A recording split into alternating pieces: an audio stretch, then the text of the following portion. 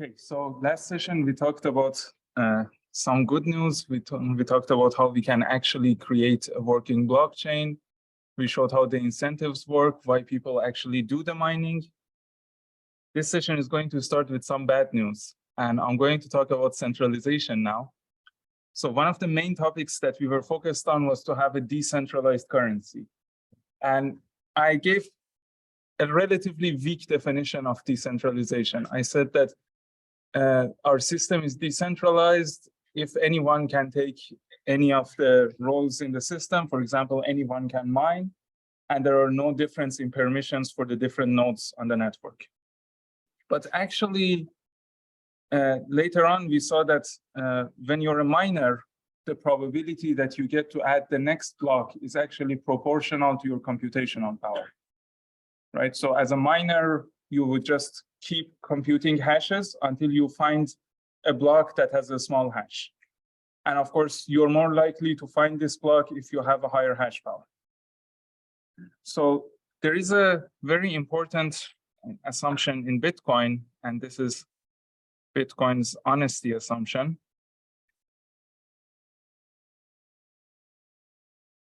And what it says is that we're going to assume that at least half of the entire hash power is controlled by honest miners. Okay, so or another way of talking about this is to say that the majority of the computational power is honest.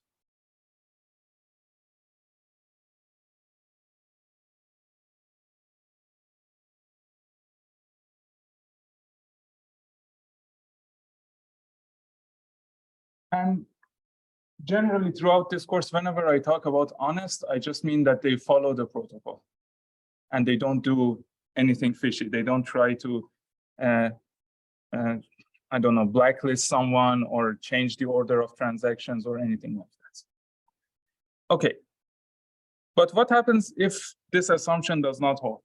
What happens if we have a miner or a group of miners who have more than 50% of the total hash power, and somehow they decide to do an attack? What kinds of attack can they do? Okay, so this is what I want you to imagine. Imagine that I have an adversarial miner, or imagine a malicious miner.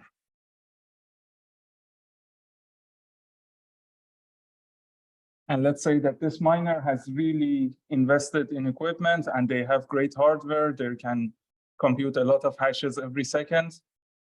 Let's say they have more than 50% of the available hash power. So more than 50% of all the hash power on the network.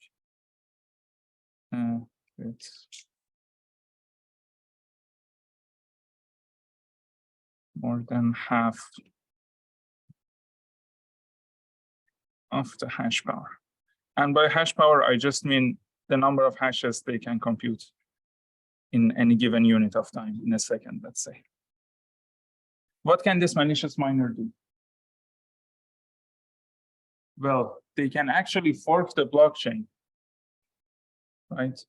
So imagine that I have a blockchain. Let's say, again, I'm going to draw this a million times in this course. So let's say this is my blockchain. This is the end of my blockchain. And let's say a different miner has now just added a new block. So some other miner added this block. Now, the protocol says that you should always follow the longest chain. So if I'm not a malicious miner, if I'm an honest miner, I'm following the protocol, I would just say, okay, I'm seeing this block. I'm no longer going to try to extend from here. I'm going to actually try to extend adding a new block at the end of the chain, right? Because the longest chain has to be the consensus chain. But if I'm not honest, I can say, yeah, well, maybe I hate the person who mined this block and I want to do something so that they don't get their block reward fee, right? So I say, instead of creating a block that extends this one, I will create a block that extends this one. Okay. Of course, I can do that. There's nothing that would stop me from this. It's just not an honest thing to do. But now I've created a fork. Now, from the point of view of everyone else in the network, the longest chain is the consensus chain. So all I have to do is to make sure that my own chain, my own block, ends up being the longest chain. So I add my own block here. This was a dishonest block, but I keep extending my own block. So I keep adding here. And I don't care if other honest people are adding to this honest chain. I just keep extending my own dishonest chain. Okay. Now, the point here is that I have more than half of the hash power. So my hash power as the malicious miner is more than all the other miners combined.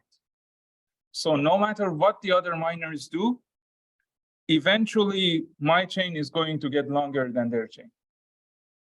And when that happens, everyone else in the network will actually drop the chain that was created by the honest miners, and they will switch to my chain.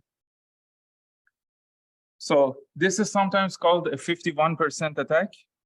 I hate the name because I'm a mathematician. You don't need 51%, you need just more than 50%. They're not the same, right? So if you hear of a 51% attack, this is what people mean, but yeah, people are stupid. So I'm going to just write more than 50%. Okay, so if you have more than 50%, you can do this. But you don't necessarily have to fork the blockchain from the last block, right? Maybe you can even fork it from somewhere sooner in the history. Maybe I want to fork the blockchain from here, right? Maybe I want to create another chain that forks it from here. And basically, I want to revert these 4 chains, these 4 blocks. And when I say revert, I mean a block that used to be in the consensus chain, but is no longer in the consensus chain. So let's say for some reason, I don't like these 4 blocks and I want to revert them. I can just go to the previous block, to the last block that I like, and I can fork the chain from there, right? And again, the same argument applies here. I can extend the chain until I have the longest chain. I mean, it might take more time, but I have the majority of the hash power, so I will eventually be successful. Okay. Now, this is really bad because if you think about it, well, first of all, from the point of view of the other miners, you have mined the block, you have added it here, and then some other miners are dishonest and they're kicking your block out of the consensus chain and you're losing your money, basically, you're using your block reward.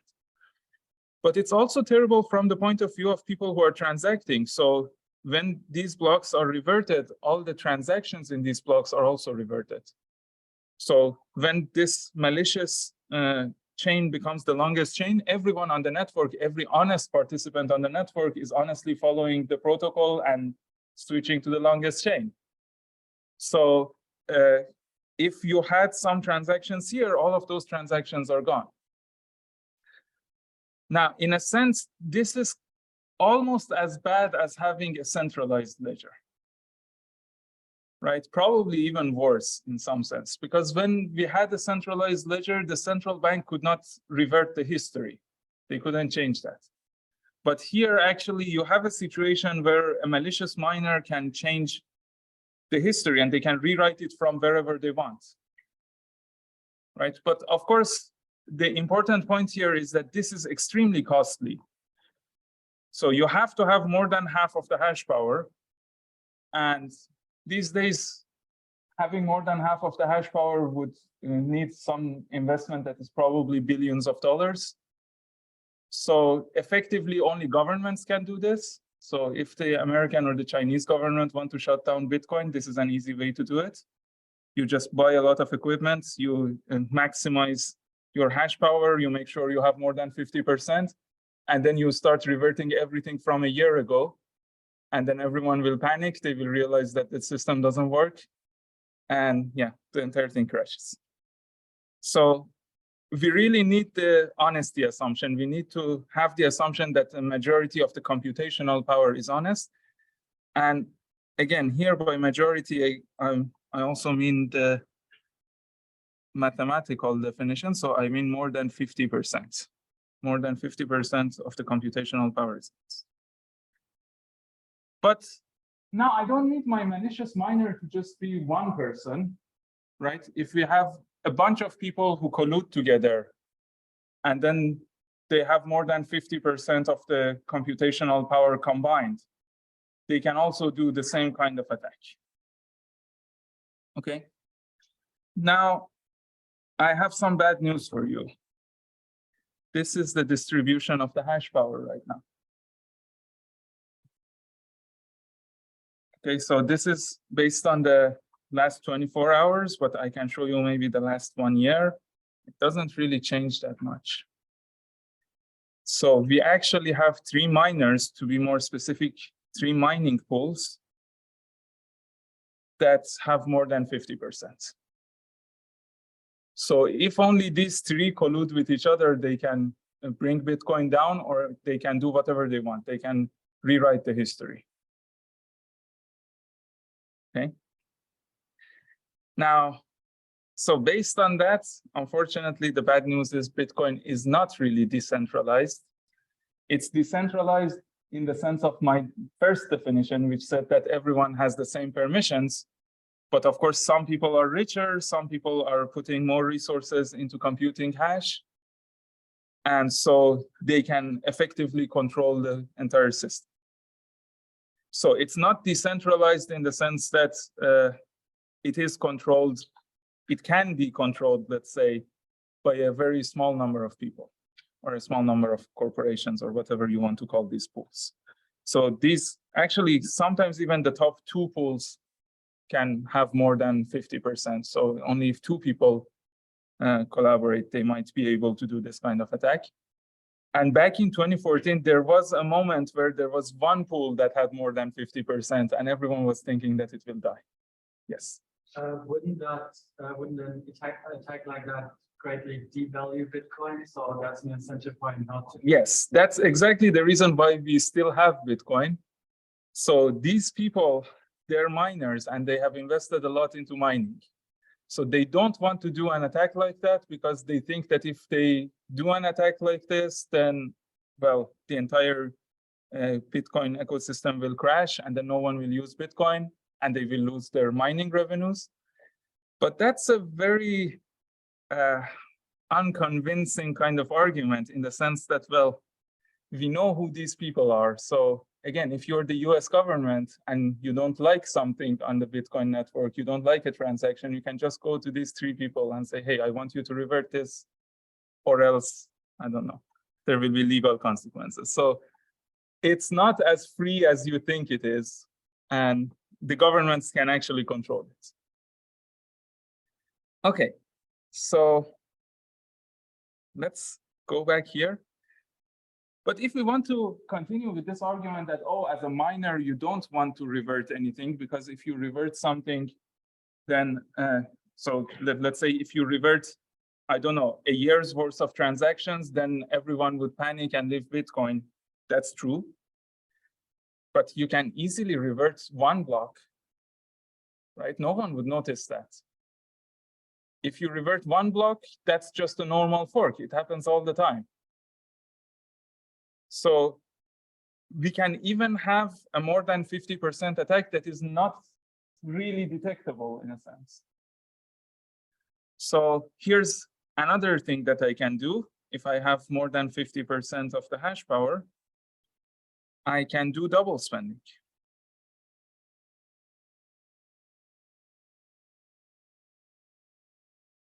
And this goes back to the topic that we talked about in the last session, that you have to always wait for confirmations. Let's say I want to buy something. I want to pay you, I don't know, $10,000. And you're someone who doesn't wait for many confirmations. So let's say you only wait for 1 confirmation or 2 confirmations. If I'm a malicious miner who has more than 50% of the hash power, I can actually pay you, and then the transaction will get onto the blockchain. So let's say this is the blockchain. I have a transaction.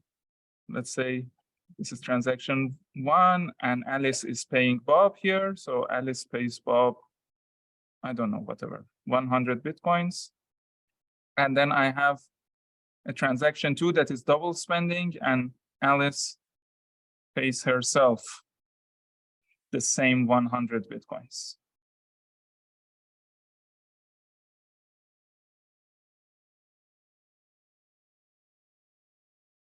Okay.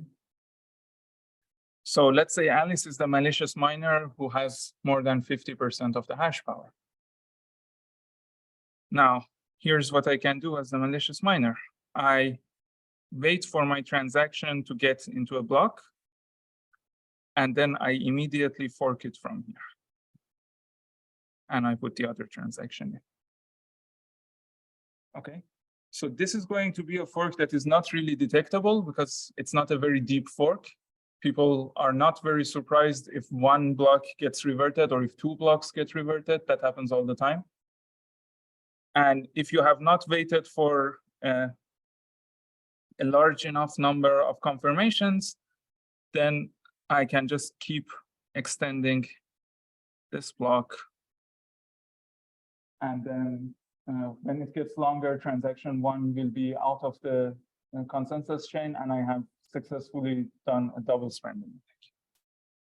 So generally, if you have more than 50% of the hash rate, you can do almost anything. Any attack that you can think of is doable.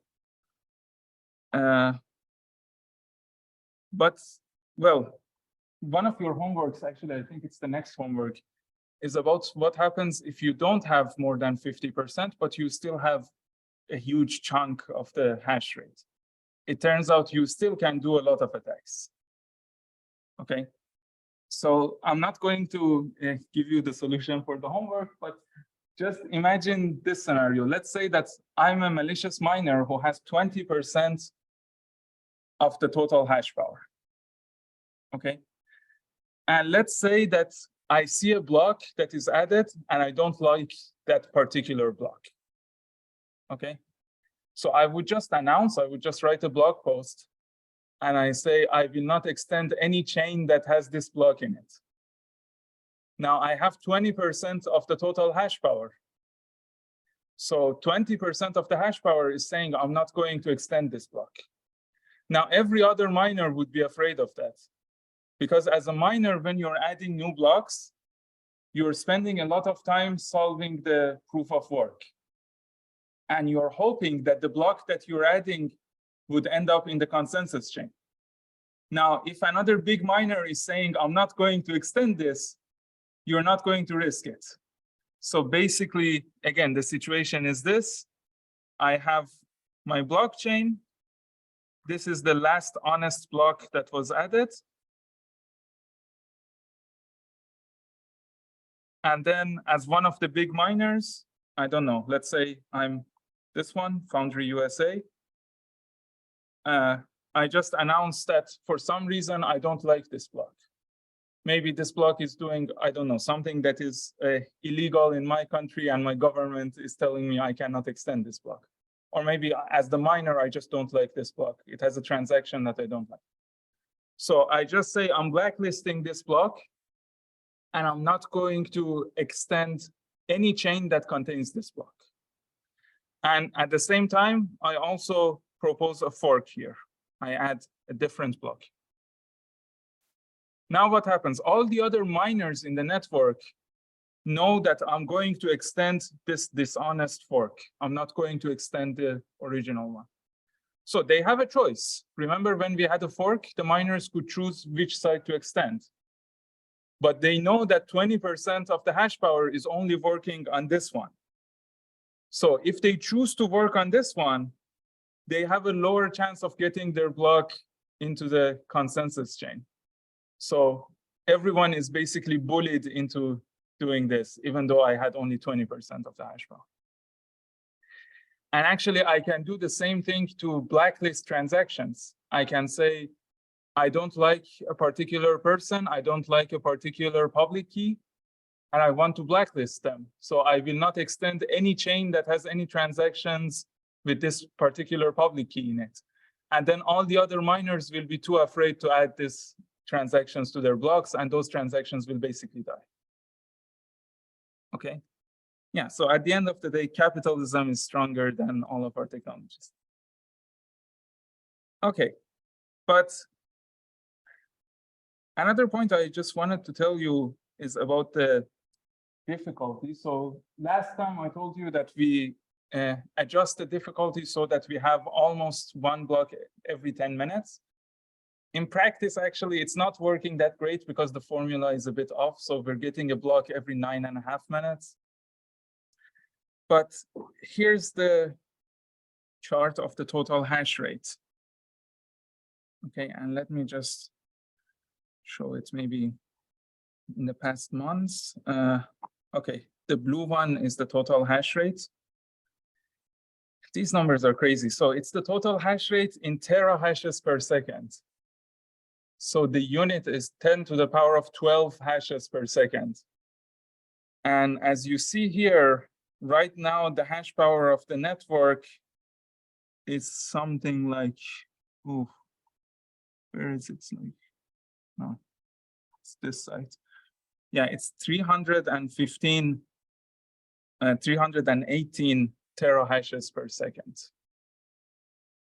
Okay, so 3.18 times 10 to the power of 14 hashes every second. And a normal laptop would probably be able to compute, if we are very hopeful, 1,000, or if you have a lot of GPUs, maybe 10,000 hashes per second. So this is an amazing number. And if you look at the trend, so since Bitcoin started, this is how the hash rate is going up. I don't know why it's also showing me the market price. I don't care about market price. Just look at the hash rate. So people are just putting in more and more effort. So in terms of the hardware and the electricity that they're using to just compute more and more hashes.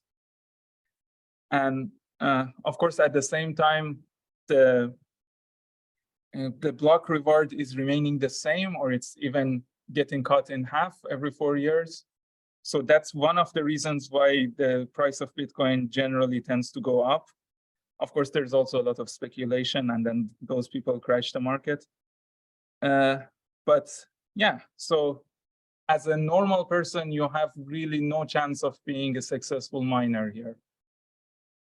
So effectively, it's very much like real world banking. You only have the big players who can do something.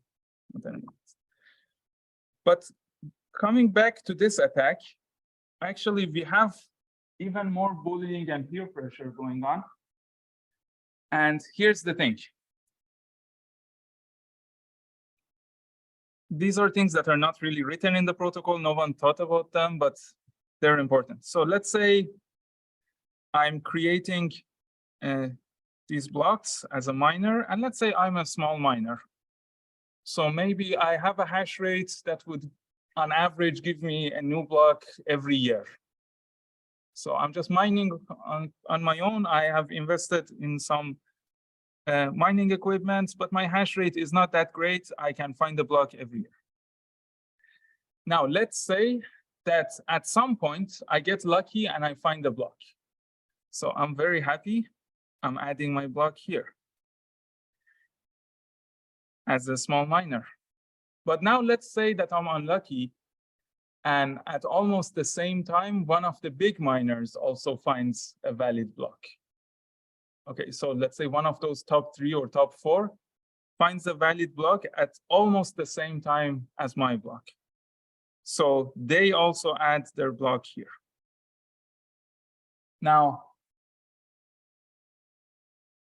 there is no attack here. I'm not assuming that anyone is trying to do anything dishonest, but I just want you to see what's happening here. So this is a block by an unknown miner. This is a block by, let's say, these guys who have like 39%. Now, according to the Bitcoin protocol, every other miner can choose which one to extend, right? So it's completely up to you. The protocol doesn't say anything. But the problem is every other miner is also seeing that this is a block of the big miners, and they know that that big miner is only trying to extend their own chain, right? So if this block is, for example, from, again, Foundry USA, they're not going to try to extend this one because then they will lose their block reward here. So even though no one is doing an attack, the entire network knows that 39% of the hash power is working on this one. So the entire network switches to that one. So even when you find a solution as a small miner, you're at a disadvantage. Okay, so you have to just be lucky. In the way the protocol was designed, the idea was that if a fork happens, if two miners find valid blocks at almost the same time, it has to be almost random and fair. But in practice, it's not. If you find a block at the same time as someone who's a bigger miner, the bigger miner wins. Okay. Now, I want to go to a different topic. So let's get out of the sad news and let's actually talk about technology. So I want to talk about scripts. A recurring theme in this class is that I simplify stuff for you first, and then later on I come back and I tell you that I lied to you before about how things work. And this is one of those cases. So we talked about what a transaction consists of. And I said that a transaction had a bunch of metadata, but it also had a bunch of inputs. Let me show the inputs like this. And it also had a bunch of outputs. And when I was explaining this, this is the lie. I told you that every output has a value, so the amount that is being put in that output, and also the public key of the person who's supposed to receive that money. But in practice, that's not how this works. In practice, every output has a value, and it also has some conditions or a script. So it has a value, and it also specifies the conditions to use these coins.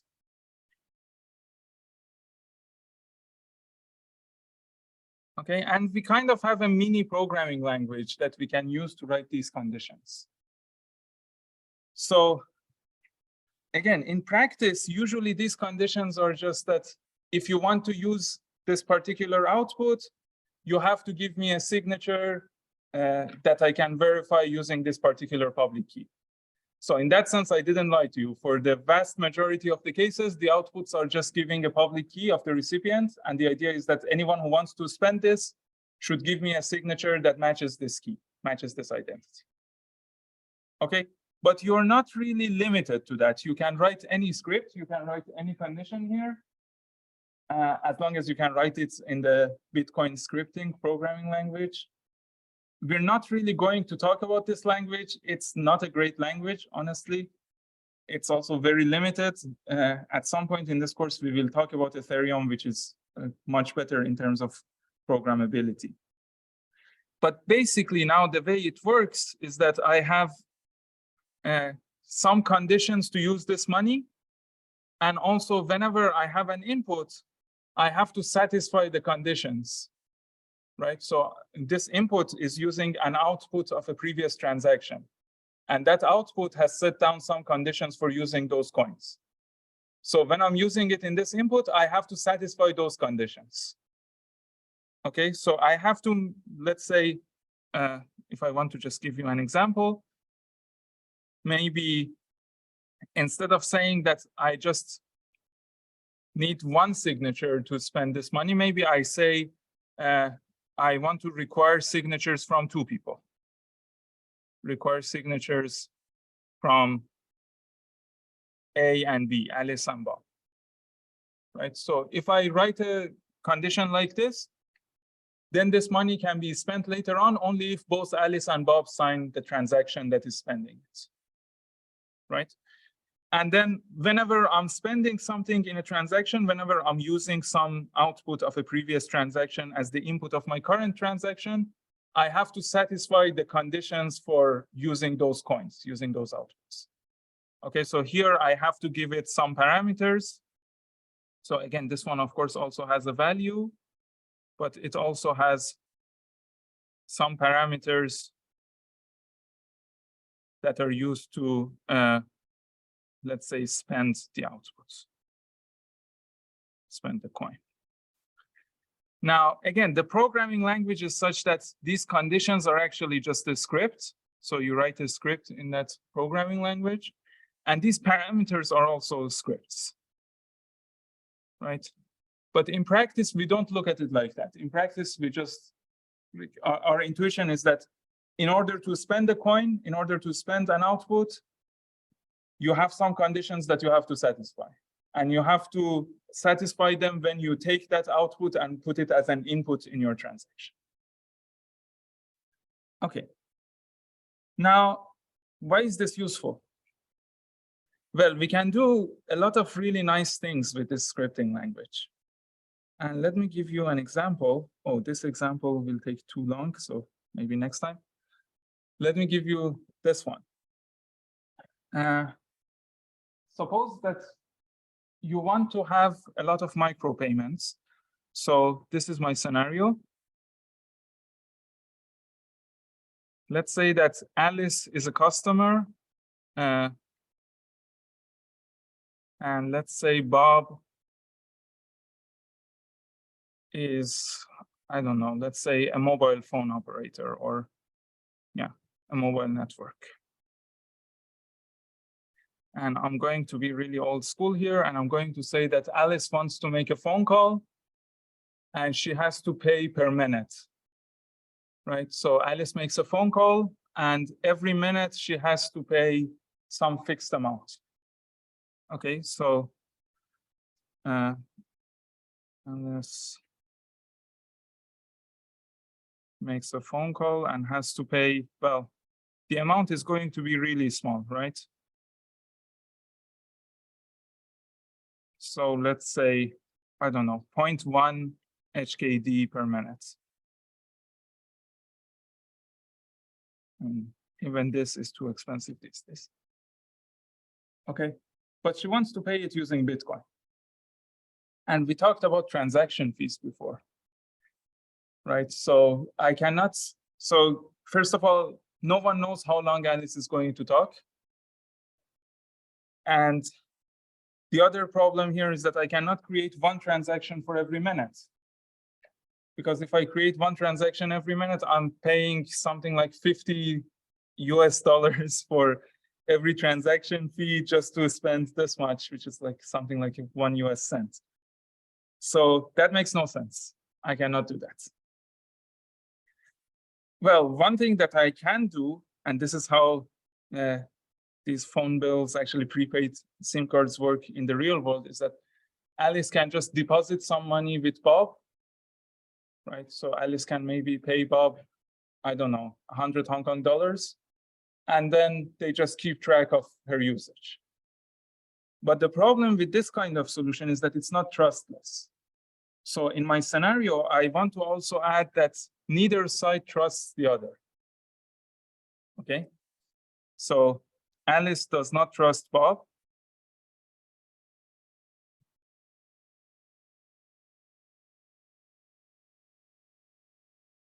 Again, this is very common in this course. We never trust anyone, and we never assume that anyone is trusting anyone else. Okay, so, and since she does not trust Bob, she's not willing to pay before she gets the service. Okay, and so the idea is that she wants the service first. Now, Bob does not trust Alice.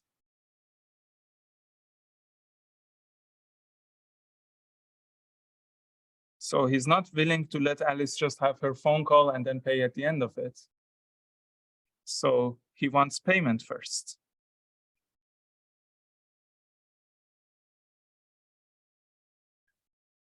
And of course, with these kinds of conditions, it seems that the best compromise is to just say, pay for every minute, create a new transaction for every minute, but we don't want to pay too many transaction fees. And also, we have this problem of double spending and everything. So if Alice is supposed to pay every minute, let's say these values were higher and the transaction fees were not a problem.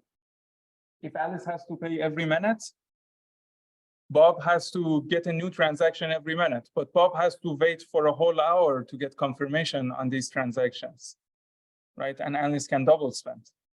So even that would not work. So even if we were fine paying a lot of transaction fees, it would still not work. Okay. So my other requirement here is to have, I want to have very few transactions. Let's put it like that. I want to have only 1 or 2 transactions. I don't want to create 1 transaction for every minute. And again, this is not just for transaction fees, it's also for Bob's security. Now, here's a very nice solution using these scripts. So I can say that Alice first creates a transaction where she puts down a deposit. Okay, so this is my first step. Alice puts a deposit. And let's say that this deposit is some particular amount. Let's say, I don't know, 100 Hong Kong dollars.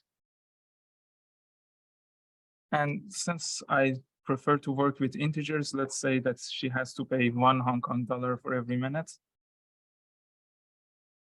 Okay. So she's paying a deposit that is equal to 100 minutes, but she doesn't want to just pay this to Bob, because if she pays it to Bob, then Bob might not provide the service and he might just run away. So the way this works is that she creates a transaction, and let's call this one transaction 1. And okay, in these transactions, I'm not going to put the transaction fees, but you know that every transaction also has some transaction fees, okay? So just assume that the transaction fees are there.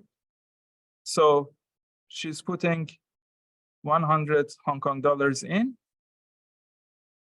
And this comes from money that she was paid before. I don't know how she got it. It doesn't really matter. And then she creates an output, and this output is also 100 Hong Kong dollars. Maybe let's say I have another input here so that I can have for fees. But okay, so these 100 Hong Kong dollars, they're not going to be paid to Bob. The condition for spending these is going to be this. I'm going to say it needs signatures from both Alice and Bob.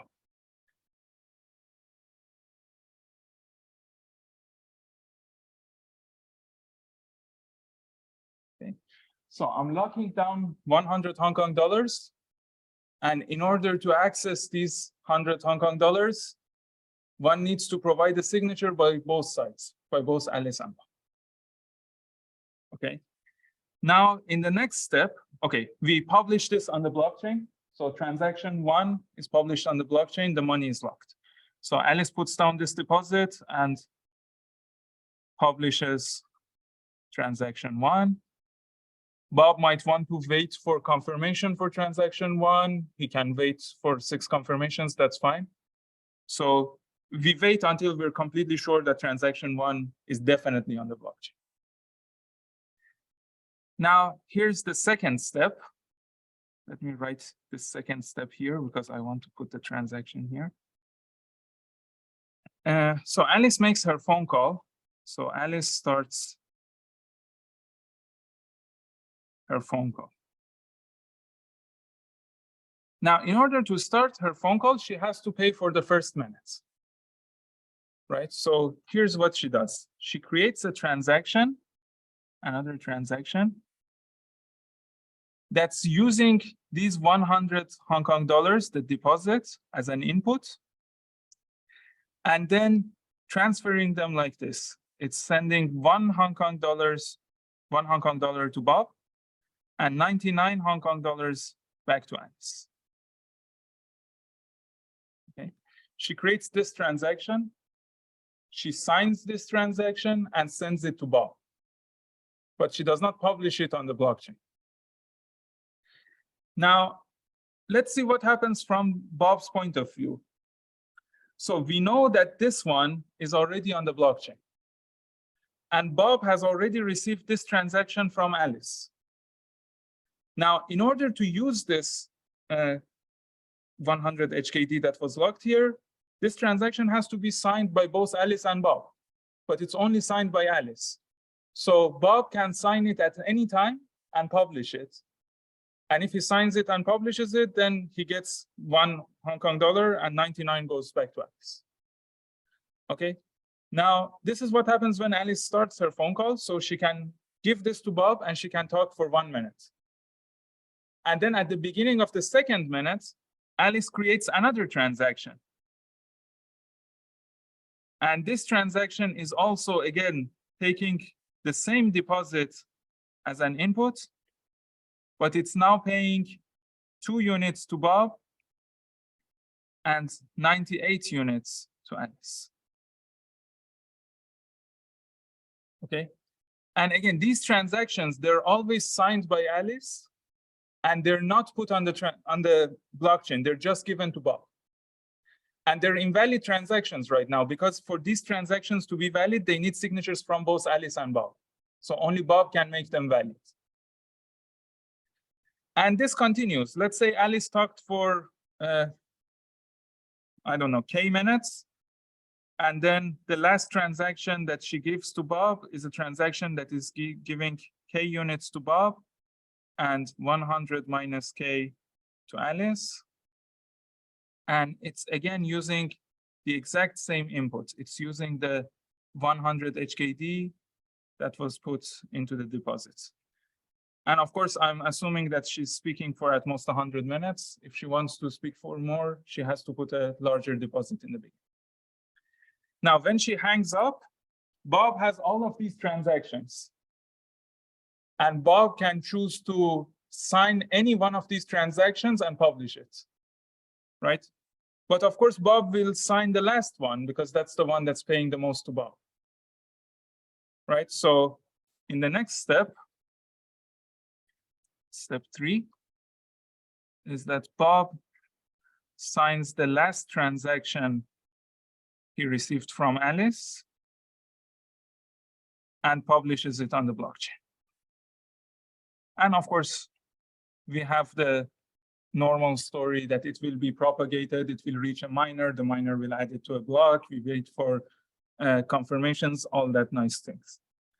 Okay, so now why is this safe from both people's point of view? So from Bob's point of view, at the beginning of every minute, he's receiving a transaction that he can just sign and put on the blockchain, and he will be paid for the entire bill until that minute. So Bob is not really risking much here.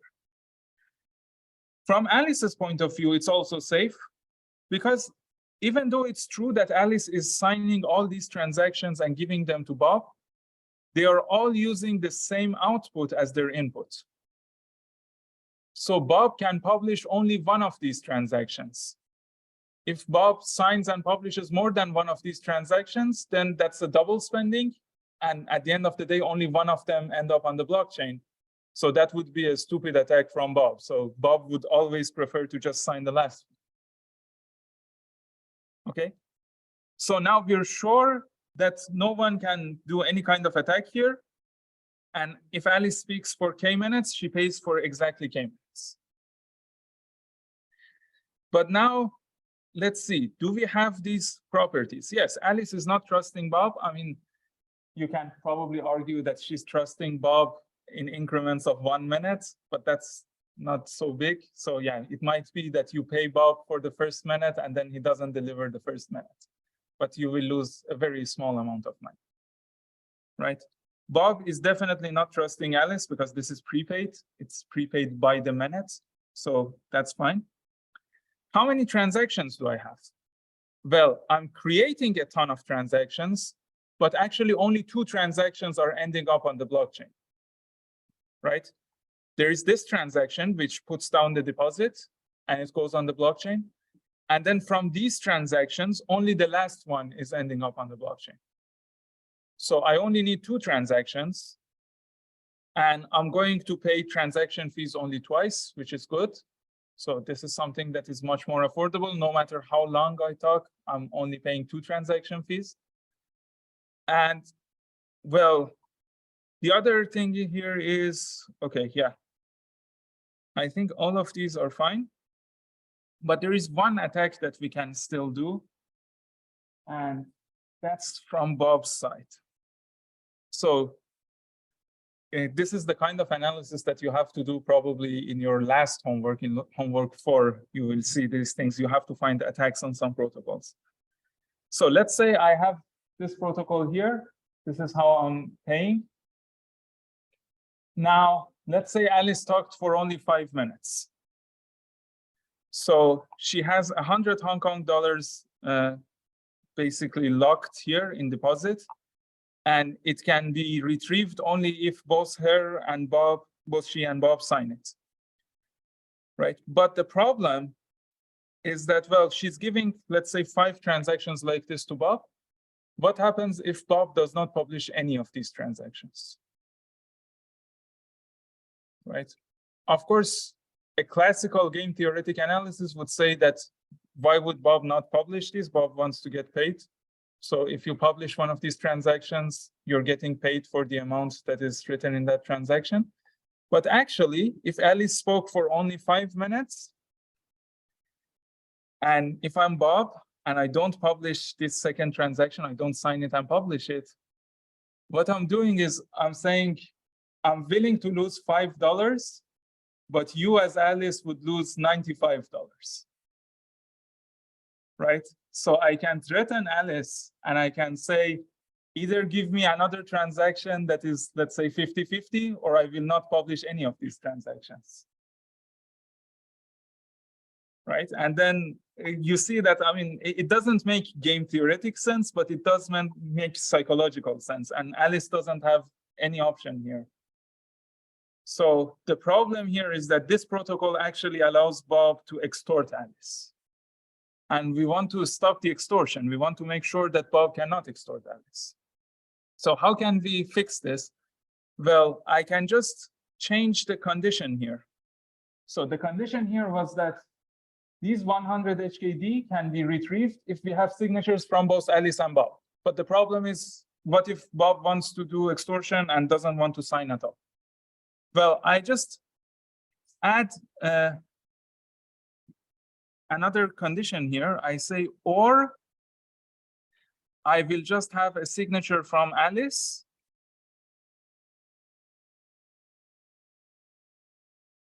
But a long time has passed. Okay. So I have a signature from Alice and the block number is more than some constant C. And I choose this constant so that it's, for example, let's say 5 days in the future. Right? So these scripts here, they can actually also access the block number. So the blocks have a number starting from block 0. So you can actually have a time lock. You can say that, well, Alice, let's say, cannot take this money for her own unless the time has passed, like unless a week has passed from the time that I put transaction 1 on the blockchain. So in the first week, we need signatures from both sides. But if a whole week passes and there is no signature from either side, then Alice can just sign on her own and get the money back. Okay. And now this problem is solved, because now if Alice, let's say, speaks for 5 minutes, then Bob knows that he has to cash this transaction, has to sign it and put it on the blockchain soon, because if he doesn't do it before this deadline, then Alice would just create another transaction that pays all of the 100 Hong Kong dollars back to herself. And then she would publish that. So this is how we avoid extortion. Okay. Nice. So now you know how scripts work, but I just want to say a few words about what we're going to talk about later on.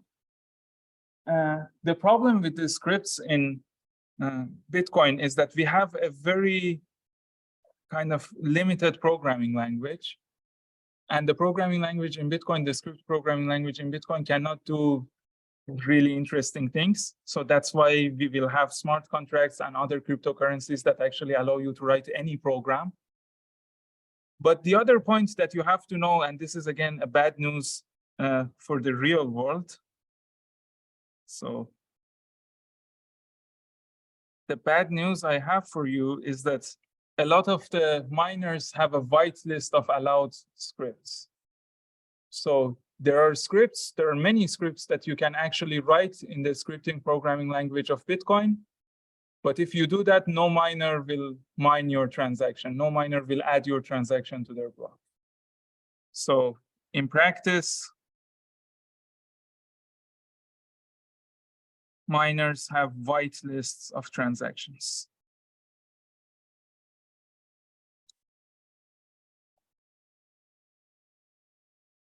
So, for example, you can have, whitelists of scripts, not transactions.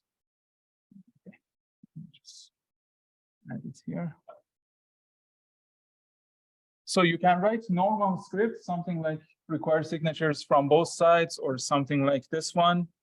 These are classical scripts that the miners recognize. But if you write something else in the Bitcoin programming language, it's very likely that no miner would touch your transaction in the real world. And the reason for this is, again, it's historical. There were a lot of attacks. A lot of people lost a lot of money. And then they decided that it's safer if we just don't allow general transactions. But yeah, so when we get to Ethereum, that problem is completely gone. Okay, great. That's all for today. I'll see you next week.